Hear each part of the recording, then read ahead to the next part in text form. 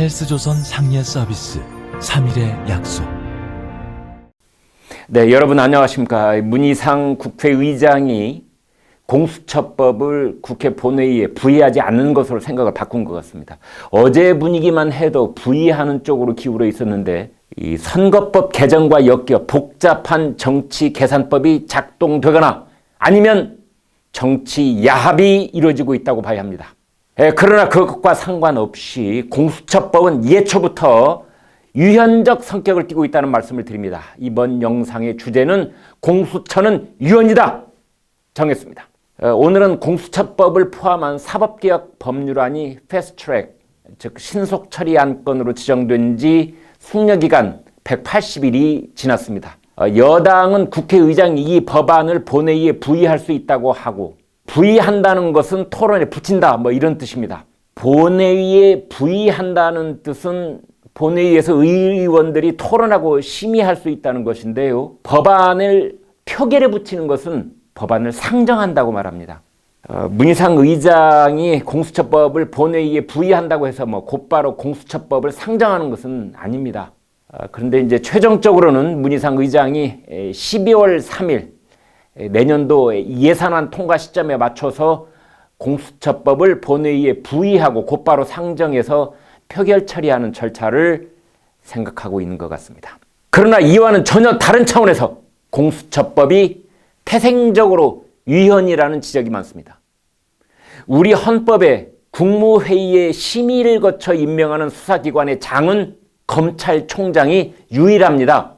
헌법 제89조 제16호는 이렇게 되어 있습니다. 다음 사항은 국무회의의 심의를 거쳐야 한다. 검찰총장, 합참의장, 각군 참모총장, 국립대학교 총장, 대사, 기타 법률이 정한 공무원과 국영기업체 관리자의 임명. 그러니까 검찰총장은 헌법에 근거를 둔 법률상의 기관입니다.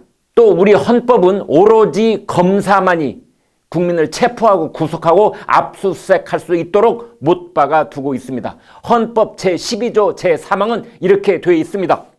헌법 제12조 신체의 자유 3항 체포, 구속, 압수 또는 수색을 할 때는 적법한 절차에 따라 검사의 신청에 의하여 법관이 발부한 영장을 제시하여야 한다. 자, 그런데 검찰총장은 검사의 총책임자이자 또 검찰총장은 자동적으로 범죄 수사와 기소의 총책임자가 되는 것입니다. 그렇기 때문에 헌법에 아무런 근거가 없는 공수처란 수사기관을 만들어서 검찰총장보다 위에 두는 것은 명백한 유연이라고 보는 것입니다. 우리나라 헌법학자 중 최고 권위자로 평가받는 경희대 법학전문대학원 허영 교수는 이렇게 말했습니다.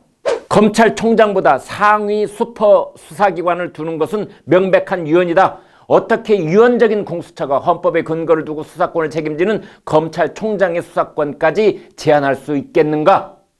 개헌 없이는 검찰총장의 수사권 주의권을 박탈하거나 제한할 수 있는 슈퍼 공수처의 설치는 불가능하다. 또 조선일보 독자권익위원회에는 법조인이 많이 포함되어 있습니다. 그곳에서는 이런 의견도 내놓았습니다.